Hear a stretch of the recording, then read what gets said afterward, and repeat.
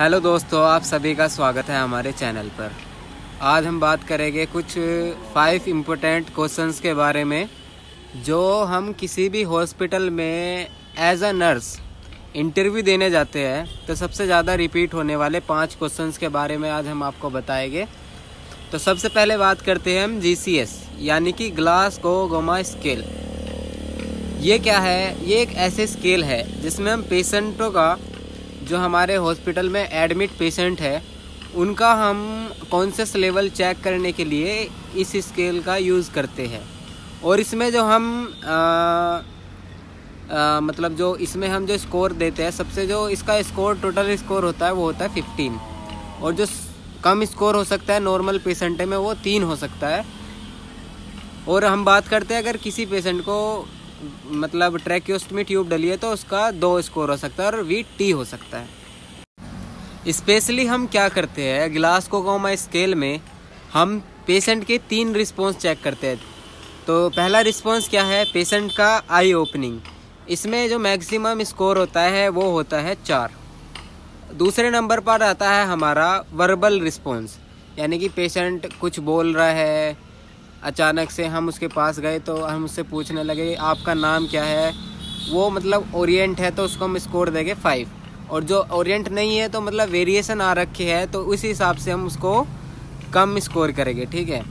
और तीसरे नंबर पर आता है हमारा मोटर रिस्पॉन्स, यानी कि अगर हम पेशेंट से बोल रहे हैं कि अपना हाथ उठाओ या कुछ भी बोल देते हैं, हम ऐसे भी उसकी आईज़ को भी टेस्ट कर सकते हैं कि इधर देखो इधर देखो, उससे भी हमें मोटर रिस्पॉन्स का पता चलता है। अगर पेशेंट सही तरीके से कर रहा है तो उसको 5 और 6 मार्क।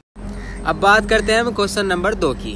तो दूसरे नंबर पर स्पेशली और कॉमनली क्वेश्चन सबसे ज़्यादा क्या रिपीट होता है? Vital sign.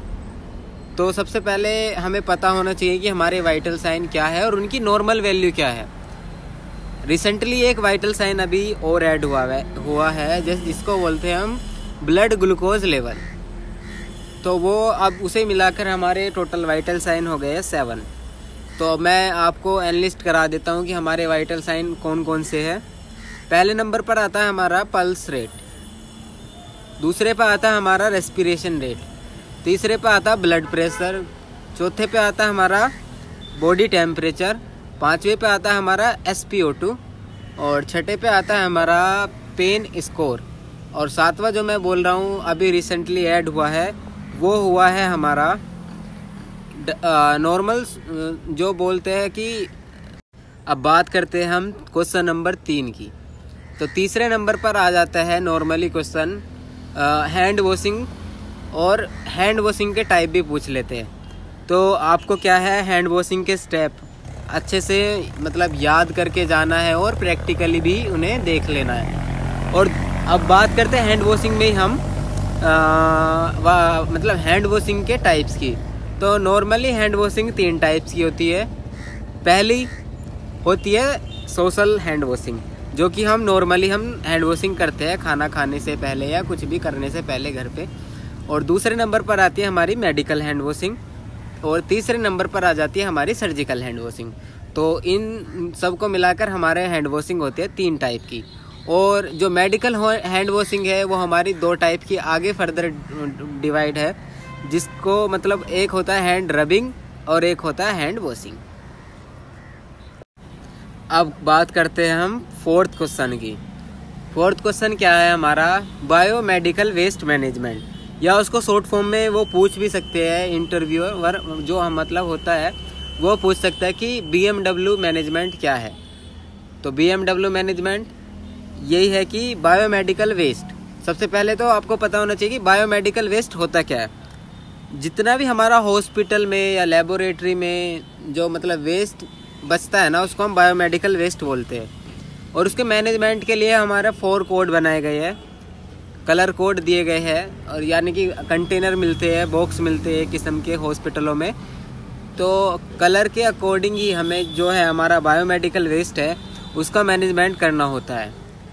जैसे कि अब बात करें हम फर्स्ट कंटेनर की। फर्स्ट कंटेनर होता है हमारा येलो कंटेनर में क्या है, हमारा एनाटॉमिकल वेस्ट आ जाता है, जैसे कि टिश्यूज हो गया और हमारा अब बात करें हम दूसरे कलर की, जो दूसरे नंबर पर आता है हमारा, वो आता है वाइट कंटेनर। यह एक पंचर प्रूफ कंटेनर होता है जिसमें कि हम जितनी भी शार्प चीज़ें हैं, जैसे कि हमारा नीडल्स हुआ या हमारे ब्लेड्स वगैरह हुए, सर्जिकल ब्लेड्स, या कोई भी मतलब ऐसा सीजर वगैरह होता है, उसको हम उसमें डालते हैं। यानी कि हम वाइट कंटेनर में इसलिए डालते हैं क्योंकि ये पंचर प्रूफ कंटेनर होता है कलर कोडिंग के हिसाब से। और तीसरे कंटेनर की बात करें हम, तो तीसरे कंटेनर पे आता है हमारा रेड कंटेनर।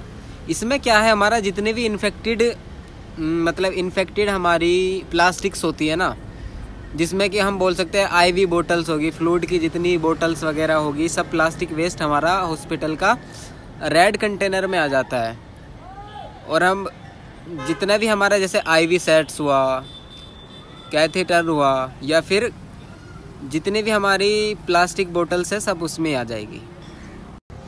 तो दोस्तों अब बात करते हैं हम ब्लू कंटेनर की। जो हमारा 4th नंबर का कंटेनर है वो है ब्लू। तो ब्लू कंटेनर में कौन सा वेस्ट आता है, जितना भी हमारा हॉस्पिटल में जो मतलब ग्लास का वेस्ट होता है, जैसे ग्लास यानी कि कांच का जितना भी जैसे हम बोल सकते हैं वाइल्स होगी टूटी फूटी, या फिर हमारी एम्प्यूल्स वगैरह हो गया, जितने भी हमारे ग्लास की आर्टिकल्स इक्विपमेंट्स है, वो हम ब्लू कंटेनर में डालते हैं। ठीक है, तो आप सभी को बता दिया कि बायोमेडिकल वेस्ट क्या है।